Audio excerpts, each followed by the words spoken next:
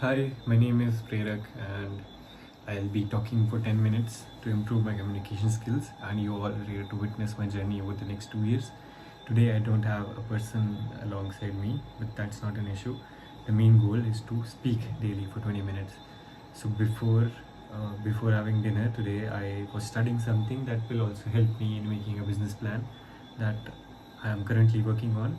You all might be aware, some of you might be aware of it. So today I wrote and learned about KPIs and KRAs more. So let's delve a little bit more into it without, I won't say wasting much time. Let's just delve into it. Okay. So what is KPI? Key Performing Indicators. Giving an exact definition to it might we might miss out something if we try to give a brief exact definition of it, but we can try to learn more about it by learning the aspects that are associated with key performance indicators. And alongside that, we have KRA, key result areas. These two things, or these two ratios or parameters, are really important for any business to have, and we'll discuss in a little more detail about them today. So talking about key performance indicators, so first of all we have to know, so I've watched many videos, I read 2 or 3 articles, but there is no clear definition that if key result areas are the subset of key parameter indicators, key performing indicators, or if KPI is the subset of key result areas. I believe they both are correlated somehow, and they both help measuring any plan's authenticity, quantity wise or even quality wise. The benchmark that we have to set for any business, there is a set particular goal, and a business has some sort of funds to justify the allotment of funds to a particular project or to a particular hire. One has to know what indicators one can look up to that will give him the confidence to actually invest in that project or in that person. The key result area basically involves what kind of result can come out of that investment or the money that is being allotted to a particular project. And key performing indicators are some indicator or are some benchmarks that one can keep on noticing or keep on track to quantify the words or promises that have been said into a business proposal or something like a business plan. Let's delve more into it. So there are some factors about key KPIs. The first one is it should be relevant. Any business involves money, and where money is involved, you have to be relevant. Whatever plan that you have, it should make sense into the direction in which the company is going. So whatever KPI that you are working on, it could be a personalized one, but it should be relevant. And coming to the second point, it should be measurable. In business, the only thing that is quantifiable makes sense. If you can't justify your statement with numbers, it might be a great statement, but that doesn't make sense. In the end, you have to survive with money. Without money, you can't survive. And that money comes if you can justify in numbers, if you can show that the indicator that you are working on, that you are presenting to a company, is quantifiable, then it makes sense. So it is also a part of KPI. And coming on to the third one, it should be really specific. You can't just put on jargons and say that I'll receive 1000% returns, my goal is aligned. It doesn't make sense. You have to be really specific.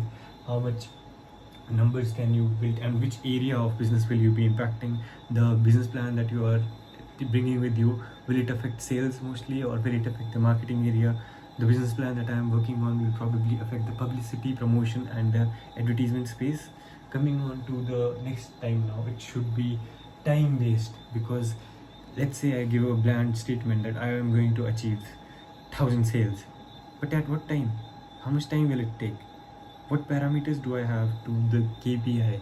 I have to constrain my statement within a time limit to recheck if the allotment of funds is actually making an investment in the return.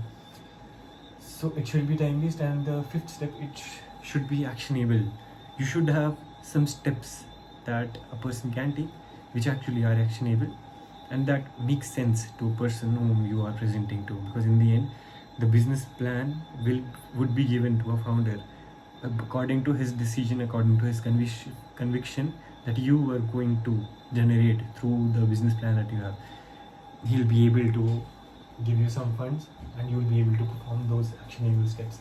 The sixth point that we have, it should be appropriate.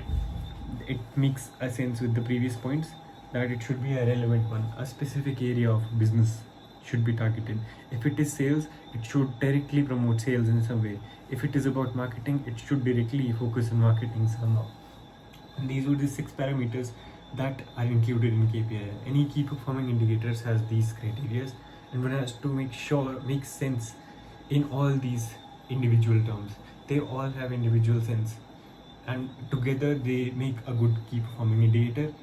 One needs to measure something, because after allotting fund to somewhere to check if it is actually working, we go back to the key performing indicators.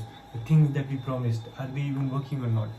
This 6-step method will help us in analyzing if the KPI is doing fine and if we can measure what has been promised to us before. Now we have some little examples of what could be KPI. In business we have financial KPIs, we also have operational KPIs, we have sales and marketing KPIs, and some terms that are associated with such KPIs. We just given some the examples of the KPIs that we have in a business are revenue. Revenue is a key performing indicator, because based off the revenue that you are going to promise to someone, it builds more conviction that whatever steps a person is going to take will at least affect the revenue, from which the cost that was invested into that project will get regenerated. The margin that you will have, how much profit you're gonna make, that will be left with you. There are NPS, many other features. Why do we do it? Just to track performance, just to know what performance has been done. It acts as a benchmark from where you are going and what your goal is set according to you, because these are your words that you are promising to someone. How can he contact back to you that if you worked in the right direction or not? He'll go back to performance and benchmark that you yourselves will set. It helps in aligning your ideas with the goals and the activities that you will actually perform. For me, the key specific areas that my strategy is going to affect are the traffic, the engagement, and the brand awareness. So these are the key performing indicators for me, and I'll actually make a plan that includes all these points, and if my plan actually makes sense, it will work for sure. If it doesn't work, it will be a learning for me, and that learning will be shared with you.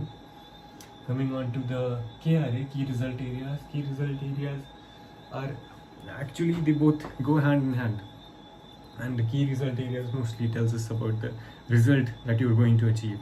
The area in which, let's say I'm going to talk about my field of expertise. If I'm going into marketing or into promotion of something, the key result area could be how many views will I get, how much traffic will I increase in the website or in the brand page that I'm going to work on. So if I have a number that I will, by making content on this, I'll be able to achieve 1 lakh views or 2,000 impressions, likes or comments, much for the traffic will increase by 70%, 100%, like this. So what are these? These are the key result areas, the result which I can promise in a particular area, and based off the result, I'll make some key performance indicators to check, to act as a benchmark, to know if the direction that I'm going in is right or wrong. So these two are very looked upon thing by many business founders, because anything that you invest in needs a justification. That justification, if backed up by KPIs and KRAs, really makes a lot of sense to a founder, and if this idea actually makes sense, the person will surely invest. That is not an issue. So this was it for today. I am working on building up KPIs and KRAs. The next video that I'll come up with tomorrow, probably I'll complete the business plan that I'm working on. If not, you guys will know for sure. And this is it for today. I'm not hoping I shared some great value with you, KPIs and KRAs. If you actually listened, it will impact your life for sure. This was it for today. Thank you so much if you watched till here. If you have any doubts, comment section is there below. Pop up anything. If you have anything to tell me to improve my skills, the comment section is open. Even you can connect with me directly. The links to my personal accounts, my Instagram, Twitter and LinkedIn are attached in the description below. If they are not, please scroll back to the videos and you will find it there. Or probably I'll attach it to the same video. This is Pt.4. I'm making these videos to transform my communication skills over the next 2 years. I have achieved a long path. I've come far a long way, and today these are the skills that I have. I surely need a lot of improvement, and that will only happen if I speak in front of the camera daily. I'll add more pauses, I'll add more depth to my knowledge, I'll become more sophisticated. That will only happen if I work hard. I'm working hard, you all are seeing me.